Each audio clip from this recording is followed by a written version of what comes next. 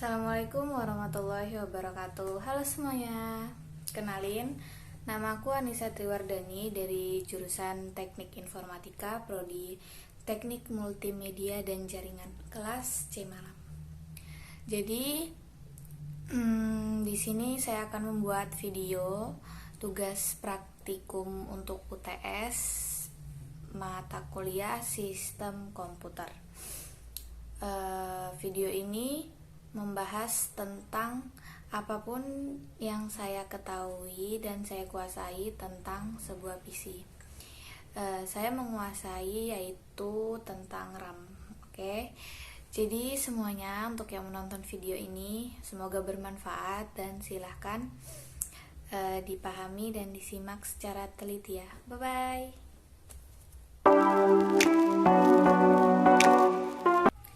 Oke, jadi pada tahu nggak sih kepanjangan RAM itu apa?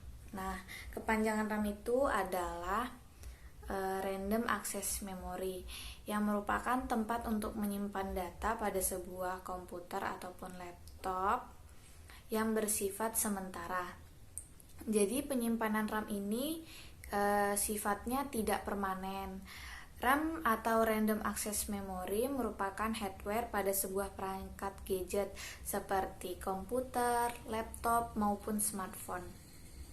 Nah, selanjutnya saya akan membahas tentang fungsi RAM. Fungsi dari RAM yaitu untuk mempercepat pemrosesan data pada komputer. Semakin besar RAM yang dimiliki, maka komputer akan semakin cepat dalam prosesnya. Kerja RAM dapat dilihat dari Task Manager di dalam sistem komputer. Dalam sebuah laptop atau komputer, RAM merupakan salah satu perangkat yang sangat penting. Fungsi RAM itu sendiri memproses data yang masuk secara beragam ke dalam sebuah memori. Kemudian fungsi RAM akan bekerja sangat maksimal, tergantung pada kapasitas dan kecepatan akses datanya. Semakin besar RAM yang dipasang, maka semakin cepat pula komputer yang akan kita gunakan. Jenis RAM yang pertama yaitu RAM atau Dynamic RAM adalah jenis RAM yang secara berkala harus disegarkan oleh CPU agar data yang terkandung di dalamnya tidak hilang. Jenis RAM yang kedua yaitu SDRAM atau Synchronous Dynamic RAM adalah jenis RAM yang merupakan kelanjutan dari DRAM. Slot memori pada SDRAM sebanyak 168 pin. Bentuk SDRAM adalah Dual Inline Memory Module atau DIMM dan memiliki kecepatan di atas 100 MHz. Jenis memori RAM model ini banyak digunakan pada komputer Pentium 2 dan Pentium 3 dan juga pada Pentium 4 keluaran pertama. Jenis RAM yang ketiga yaitu ada DDR1. Jenis memori yang dikembangkan ini setelah SDRAM untuk harganya pasti juga lebih mahal daripada SDRAM dengan data transfer sebesar 68 bits. DDRAM SDRAM telah menggunakan DIMM 184 pin.